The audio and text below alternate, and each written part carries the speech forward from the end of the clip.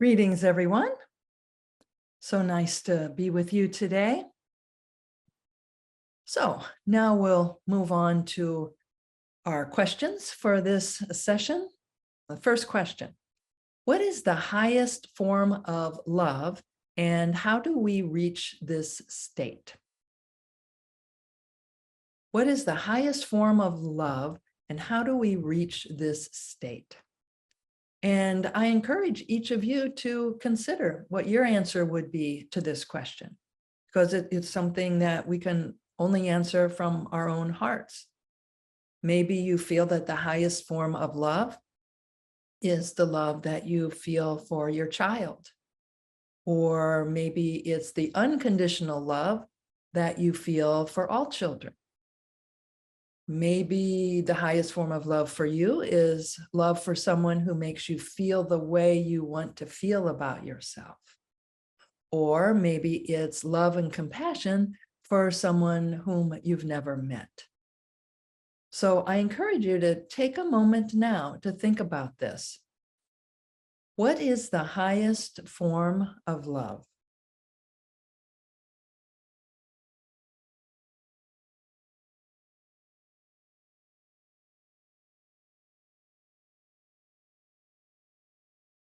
And how can we reach this state?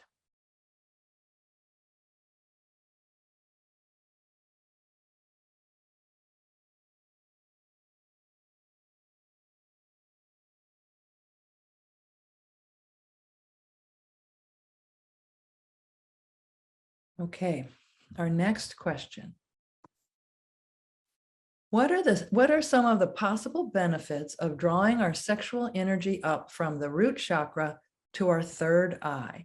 And have you heard of an energetic tree growing out of the root chakra? So Kundalini is not part of the Rosicrucian teachings. We work with energy centers in our body, but Kundalini is not part of the Rosicrucian tradition. So this issue is not addressed in the Rosicrucian teachings. So we work with psychic centers, which are centers of energy and information in our body that are associated with a gland, an organ, or in one case with a plexus. It's the solar plexus, which greatly influences the organs in the abdomen. And so we have techniques that we can use to not just keep those energy centers healthy and in balance, but also to create a resonance between one energy center and another. We can stimulate the psychic centers, which serve as a bridge between our soul consciousness and our objective consciousness, enabling us to be more receptive to the desires and needs of our inner self. So that's the primary purpose, two really. The two primary purposes of working with these energy centers, the psychic centers, are to create balance on all levels of our being, and also so that we can be more receptive to the voice of our master within, our inner self. There is an archival Rosicrucian Digest article that compares the perfect harmony of our psychic being with a perfectly harmonious symphony, in which every instrument comes in at the right time, at the perfect pitch, at the perfect volume, resonating to create a harmonium. And this article states that in music, we start with simple vibrations, one note, for example, fa. So there's just fa repeated on the same note. Then we discover that there are fundamental patterns in sound vibrations, and these are typically described as scales. So then we move from just fa, we have do, re, mi, fa. Then melodies and themes create a group. So we can create a melody out of a scale. And then someone can interpret this music with a new emphasis.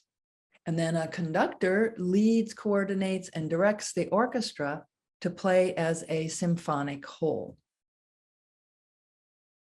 In the body, the role of the conductor is played by the hypothalamus and pituitary center. These two glands that are located in our head work with each other, and they stimulate the secretion of certain hormones that have effects on us that help to create tranquility and harmony in the autonomic nervous system. So these two glands send signals through the autonomic nervous system and hormones from the pituitary gland. And the work and play of each part of the body is directed toward a common interpretation, in this analogy of music, of the score or the script. So the hypothalamus and the pituitary center are very important in our overall well-being. And at the highest level, it is the composer's role to write the score or script. The composer enters into her subconscious and intuitively feels unseen forces which reflect within herself the ideal cosmic harmonies. And this article states, just like each voice or instrument, our energy pulsates at the right time in the correct rhythm and strength, creating a harmonic resonance. Our vibrations are of a pulsating nature. They're not linear. They're not part of time, space. Our glands and psychic energy have a vibratory quality with resonating harmonies. They vibrate and create harmonies within our entire system. And when we talk about our psychic being, we're talking about an individual's vibratory field. There's psychic consciousness in every cell. And when all those cells vibrate together, it creates our entire psychic vibration. It's our vibratory field. And this is the stuff of which we were made. The ancient Egyptians used many different descriptions of the soul, and one of them was the Ba. And typically, Egyptologists will say that the Ba was the personality of the person. But there's a much deeper and more mystical meaning of what the Ba is, this aspect of our soul. It's our psychic consciousness. It is the vibrations that we bring into every interaction. Every time we enter a space, every time we interact with other people, the Ba is our rate of vibration. It's our frequency. The hypothalamus is the seat of psychic consciousness. As I mentioned, though, psychic consciousness is present throughout our entire being, and it's in each cell of our body. The gland secretes substances that act throughout the body as a whole to maintain its functioning in well-defined ways and according to a guiding intelligence independent of our will. So a big part of the Rosicrucian healing and health techniques is to get out of the way so that our natural systems can get everything back into harmony. Okay, next question. Some of the weekly Rosicrucian reflections which I receive are given as quotations from a Rosicrucian manuscript. May I please know the name of this manuscript, or are there various manuscripts collectively referred to by this phrase? Typically, this is referring to Rosicrucian monographs and books. So we all have the privilege of benefiting from these Rosicrucian manuscripts. In many cases, we're referring to the monographs. Our next question. Regarding gold as referred to in alchemy, why gold? That is to say, if alchemists have the ability to create something remarkably pure from a common impure form, why not anything other than the metal that the financial economy was based upon as the goal or the product striven for by alchemists to represent concretely the psycho-emotional development changes that are being made within the alchemist. It seems to me, our writer says, it seems to me that this essentially creates much confusion, conflicts of interest, and ethical issues both inside and outside the world of chemical arts. In alchemy and in other traditions, gold represents perfection on all levels, including the mind and the spirit. And you're probably familiar that in the Rosicrucian tradition, the goal of alchemy is spiritual alchemy, which is to transmute our more coarse characteristics into more refined ones. So it's to raise the vibrations that we were just talking about. It's to create the most harmonious frequency possible. Now, the metal gold is virtually indestructible. It will not corrode, rust, or tarnish, and fire cannot destroy it. The only way gold could truly be destroyed is through nuclear reactions. There is a way to dissolve gold using what's called the aqua regia, which is a mix of hydrochloric and nitric acids. Even so, this does not mean the gold is destroyed after exposure. After dissolving, it exists as gold particles in a more widely dispersed form. Gold is also a great electrical conductor, and it is malleable. And again, for Rosicrucians, alchemy is the refinement of our coarse characteristics and really a better understanding of ourselves, to see where we may not be behaving or vibrating at our highest potential, at the highest frequency or at the highest vibrations possible. So this person asks, have there been many female alchemists who have written of their own work? Has anyone noticed any major differences in results of their practices versus those of their male counterparts? And there have been many female alchemists throughout history. In the third era of our era, in the 3rd century of our era, there was a woman who's typically referred to as Mary the Prophetess. Mary the Prophetess, and she was an alchemist from the 200s. Hypatia, who lived in the 4th century, was an alchemist. Many of us have heard of Nicholas Flamel, and he was a well-known alchemist, and his wife, Pernille Flamel, was also an alchemist. Christina, the Queen of Sweden, who lived in the 1600s, was an alchemist. And there are many Rosicrucian female alchemists today. I have never seen a comparison of the results of the alchemical experiments conducted by female alchemists with male alchemists. So maybe that's something that someone might be interested in doing. But there have been many female alchemists throughout history. Okay, our next question. What types of meditation or healing techniques can assist in addressing procrastination? So there are a number of techniques in the Rosicrucian teachings that can help with this. The first is we have a meditation in an upper degree that each day of the week we attune with an astral body to benefit from its influence. And on Monday, we attune with the moon, and the influence that we receive is intuition. So there's an exercise where we attune with the moon on Mondays, and it helps to build our intuition.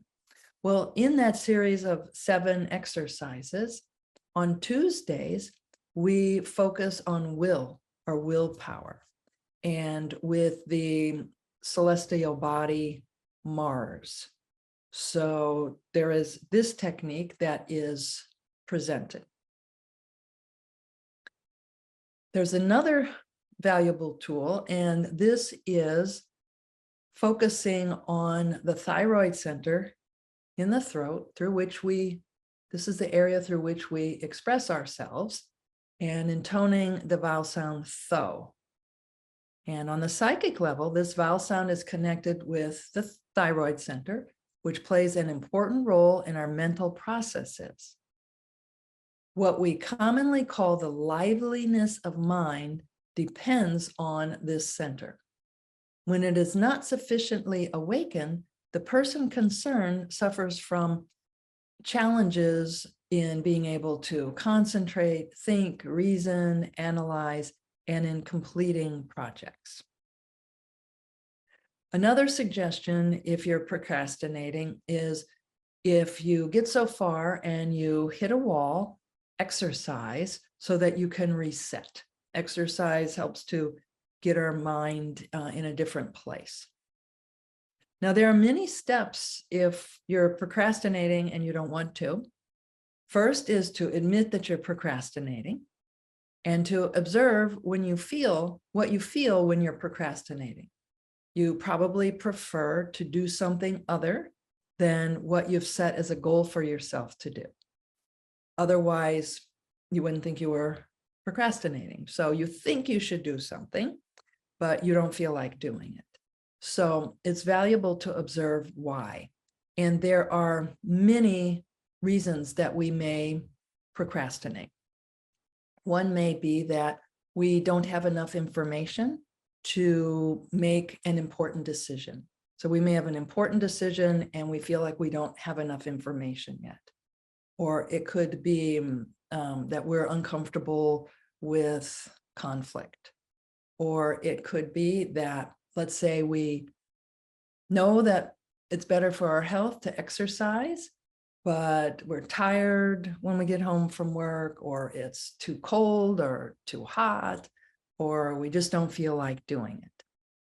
So we can use concentration to observe the details of our procrastination.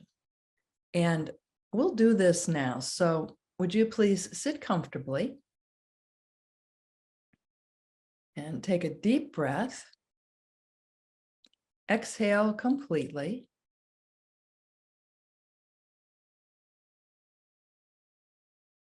Do that 2 more times. A deep breath. And exhale completely.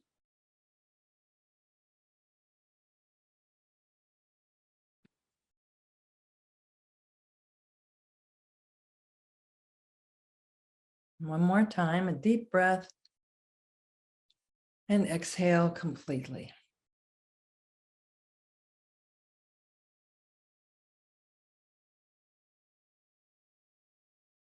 Now, with your eyes closed, think about something that you may have been procrastinating with. Maybe there's nothing you're procrastinating about, but if there is, even if it's something small, just think about it. Say, okay, I'm procrastinating about this. I know I should do it, and I have not done it yet. And then look at the circumstances and see why you haven't done it.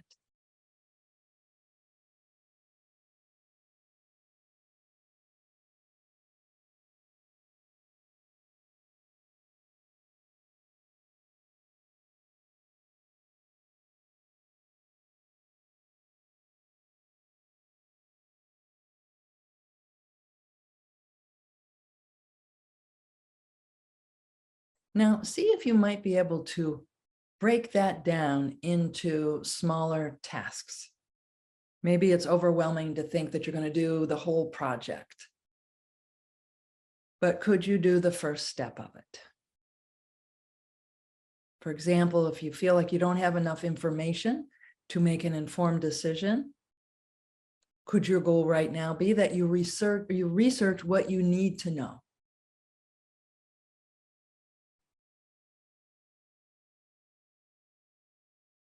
Or if your goal is to walk 5 miles per day or 2 miles per day, first start walking at all. First start going out for 1/10 of a mile or a 1/2 a mile.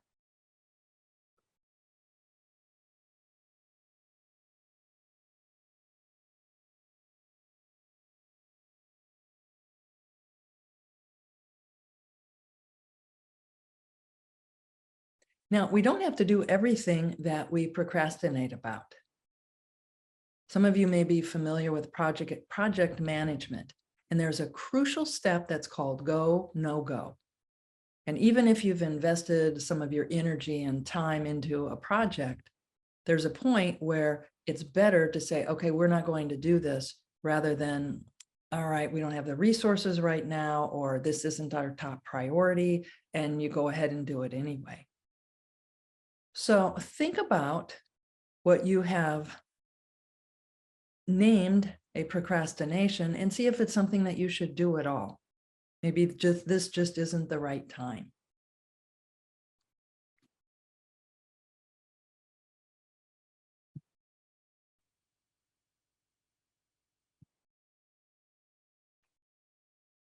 When you're ready, open your eyes. Other ways to help with procrastination or with completing tasks is to remove distractions, and again, to not feel overwhelmed, to have a dedicated space for where you're going to complete whatever the task is.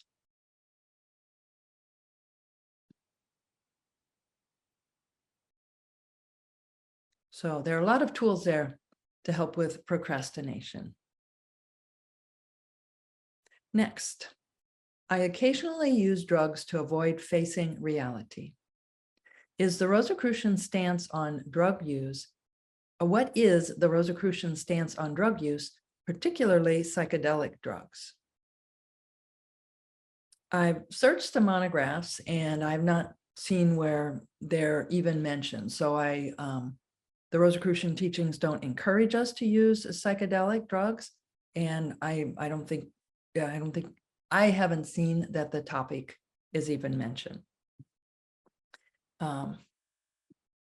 In any case, Rosicrucians use different techniques for the same reasons that people use drugs. Try to avoid facing reality. That's a big part of the Rosicrucian teachings. Help us to face reality, give us the tools so that we can do that.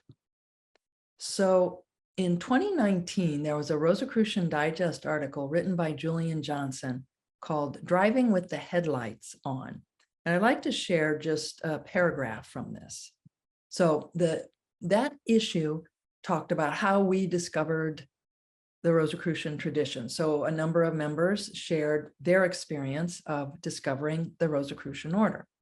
So in Julian's article, he wrote, quote, "Like many college students in the United States in the early 1970s, a significant part of my activity included experimenting with various drugs, appreciating the altered states that they induced.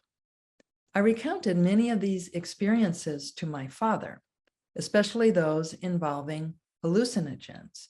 And Julian's father was a Rosicrucian. "One of my father's comments to me about my experiences changed my direction.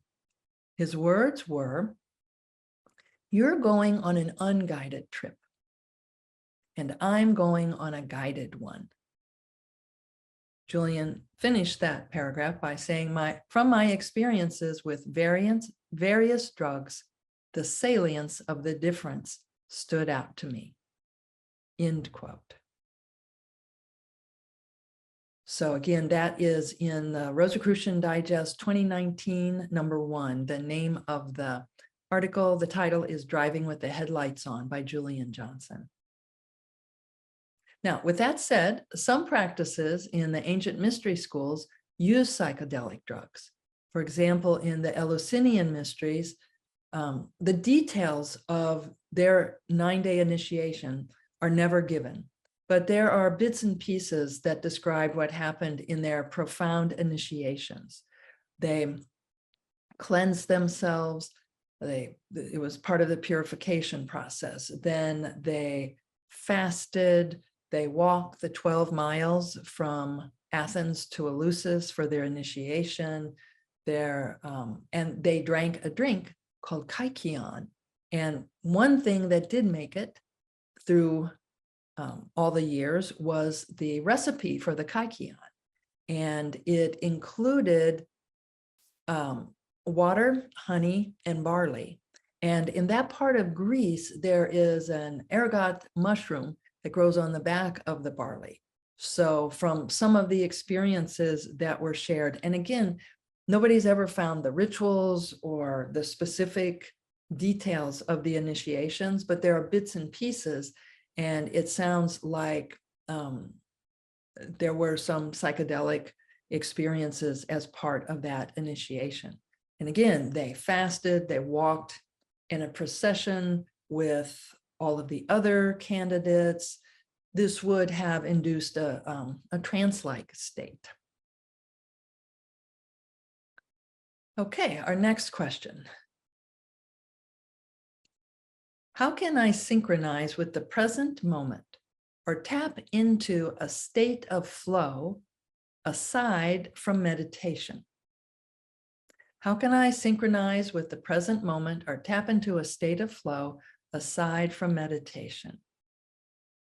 So probably every technique that would achieve this goal could be considered meditation, whether it's sitting in a chair and closing your eyes and meditating like that, or intoning vowel sounds, or exertion to the point where endorphins are produced and we have like a runner's high and we can be very much in the present moment, or walking out in nature where our thinking and intellectual side becomes less important.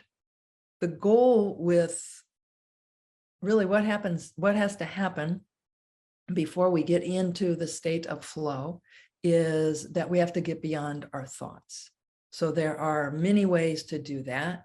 We can do it through exercises that stimulate our glands, which then secrete hormones. And these hormones then activate the autonomic nervous system. We can observe our breath, which takes us beyond thought. We've practiced this one before in order to tone the vagus nerves. We can pull on our earlobes because there's a peripheral nerve that connects with the long vagus nerve. And by just tugging down on this a few times, it helps us to feel more calm, to get beyond our thoughts. As I mentioned earlier, the key is to get out of our own way, that we allow the natural processes to take over so that we can get beyond thought, so that we're not ruminating on issues that may concern us, and that we can activate the autonomic nervous system so that hormones are released, and so that we just get out of our own way and our system gets back into, again, not just harmony, but resonance. We can also focus on our thoughts to see where they're coming from, and this might help us to move beyond them. One technique for meditation that we've talked about before is we focus on our breath, and we're just breathing normally through our nose, feeling the air going in and out of our nostrils. And if a thought crosses our mind, which it's pretty much guaranteed to do, we can just say mentally, thinking. Like we just say to ourselves, thinking. So it's like, okay, that thought has been addressed. And then we bring our attention back to the air going in and out of our nostrils. And we're going to do this now. So if you would please sit comfortably. And if you can keep your spine straight while being relaxed, that's helpful. It helps the energy to move along the spine, and it also keeps us from squishing the important psychic centers that are right here, where if you bend forward, the ribs go over them. We've got the liver on the right, just under the ribs. Then if you go to the center, that's the stomach, and behind the stomach is the pancreas. And then over to the left and up is the spleen. And then we have the kidneys in our back. So if we can comfortably, in a relaxed way, keep our back straight, that's helpful for our meditation practice. So now we're going to spend a few minutes focusing on our breath. Again, breathe naturally. Just breathe how you always breathe. Focus your attention on the air going in and out of your nostrils.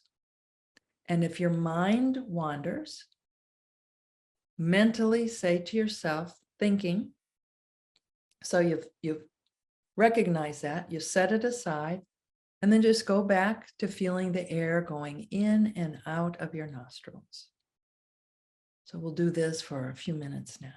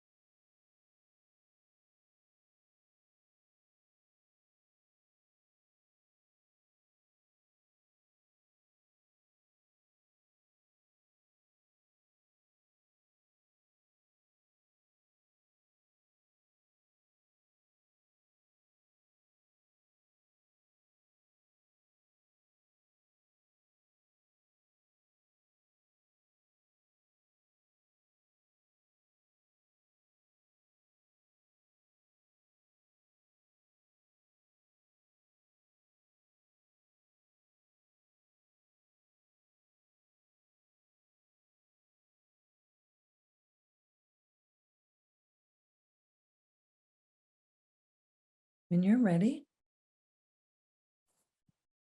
you can end your meditation, or you're very welcome to continue it. As I move to our next question.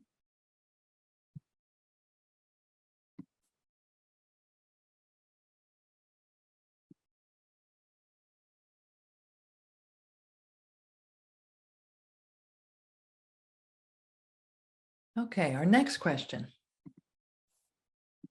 What do the Rosicrucian teachings say about death and reincarnation? So first we'll start with birth. Birth comes with the first breath of the child. And in the air that we breathe, there is oxygen, and there's also a life-giving essence called cosmic essence. And at the end of the third month, the third month of pregnancy, the soul personality chooses the family that the baby will be born into. And then a few days before birth, the soul personality hovers around the mother. And the family also chooses the child. We have the Child Culture Institute, which is a beautiful program for expectant parents that helps to attract the soul personality of a child into your family. There are 368,000 people born every day. And now there are 8,075,000,000 people on Earth. And so these are new personalities that are coming to Earth. And then we get to the question about death, which Rosicrucians call transition. 166,000 people die every day. And that's about 116 people per minute worldwide who are passing through transition right now. For Rosicrucians, the last breath is when death occurs. So our transition happens when we are no longer breathing in the life-giving cosmic essence. And in the 8th temple degree of our lessons, we have exercises for helping someone as they're going through transition and to help someone as they have gone through transition. So the Rosicrucian teachings point out the importance of death with dignity, that there's a time when it's most appropriate to help someone to prepare for a transition rather than trying to help them heal. There's a point where all of us are going to die. And so we choose which of there's a time to help someone heal and a time to help someone go through transition. So we have a team of Rosicrucian members who, when I'm informed that a member has gone through transition, I notify them by email, and we all perform the Rosicrucian transition meditation for that frater or soror. And if you would like to be a part of that team, you're welcome to send an email to me at jscott, JSCOTT, at rosicrucian.org. So if you want to be a part of this meditation team, just send me an email. And when the time comes, I'll send you an email with instructions on what to do. So again, my email address is jscott@rosicrucian.org. And we're going to perform a meditation now for people who have gone through transition recently. And again, a lot of people are going through transition every day. 166,000 people die every day. So in our meditation, we're going to send our thoughts to someone who is going through transition right now, whom we do not know, and who doesn't have anybody to support them. So that's who we're going to be sending our support to. So I invite you to close your eyes, take a few deep breaths.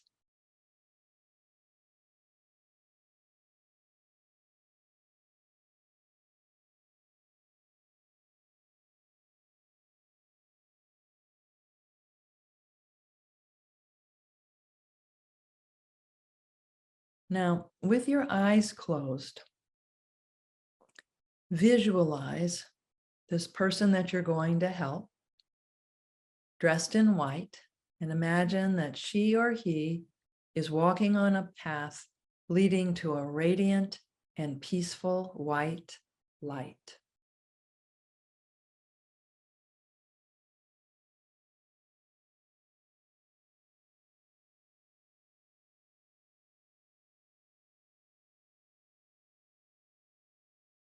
While the person walks peacefully on the path, send them thoughts of love and see this person happy as they get closer to the light.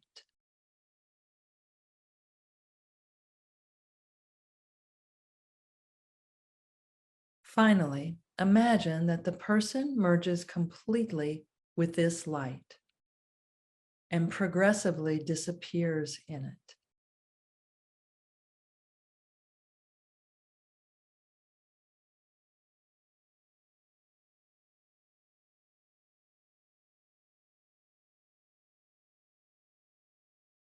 Now, think of anyone whom you may know who recently went through transition. And we'll do this same exercise for them. See this person dressed in white and imagine that they are walking on a path leading to a radiant and peaceful white light. While they walk peacefully on the path, send them thoughts of love and see them so happy as they get closer to the light.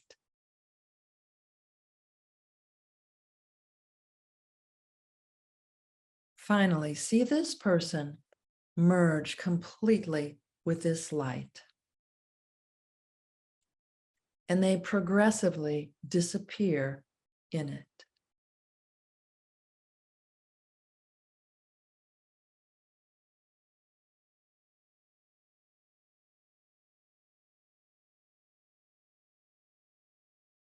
Now, while mentally seeing this light, we're going to intone the vowel sound Om 8 times. Ready? Inhale. Om.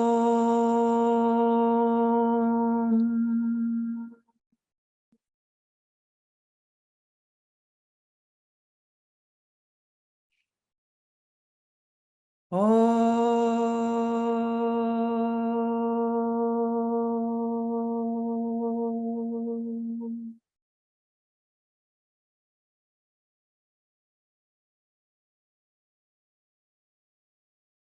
Om.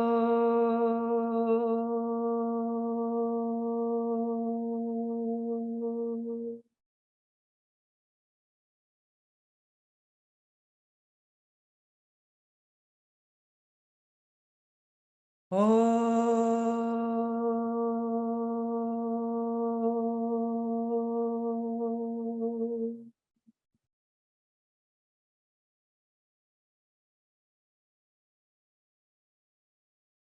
Om.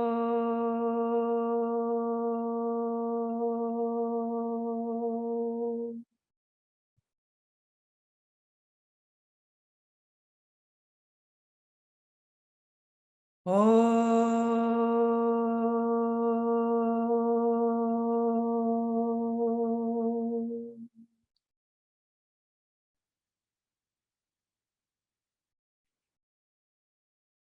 Om.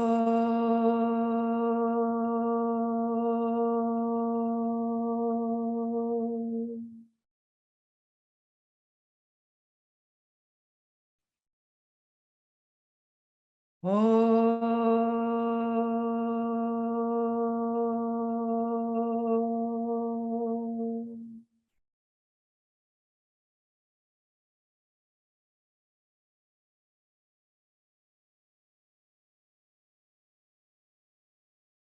Now, either mentally or in a soft voice, repeat after me.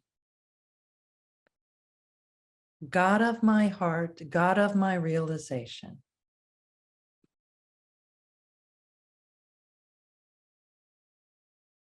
Please welcome this being into your light.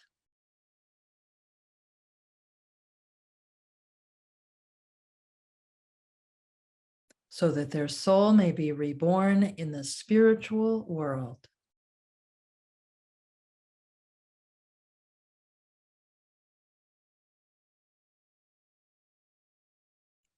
And remain there in peace profound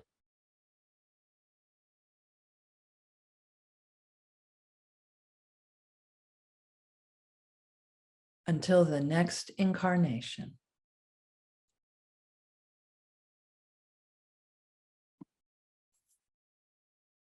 So mote it be.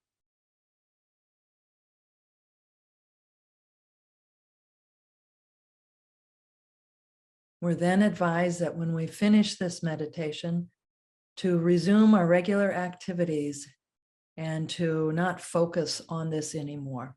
It's also important for the person who has passed on. From a Rosicrucian perspective, this is their great initiation.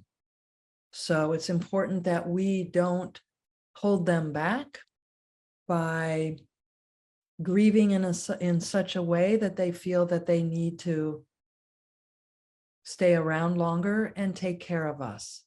So as challenging as that may be, it's important that we release that person into this very natural process of the eternal process of life.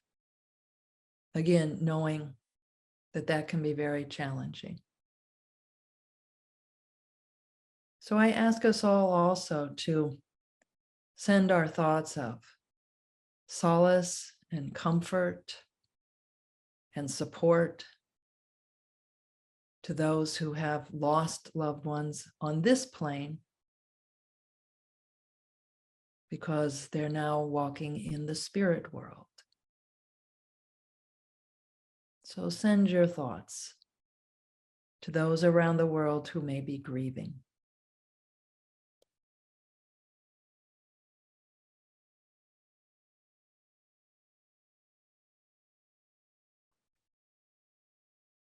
To close this question and answer period, I'd like to share a poem called Gone from My Sight.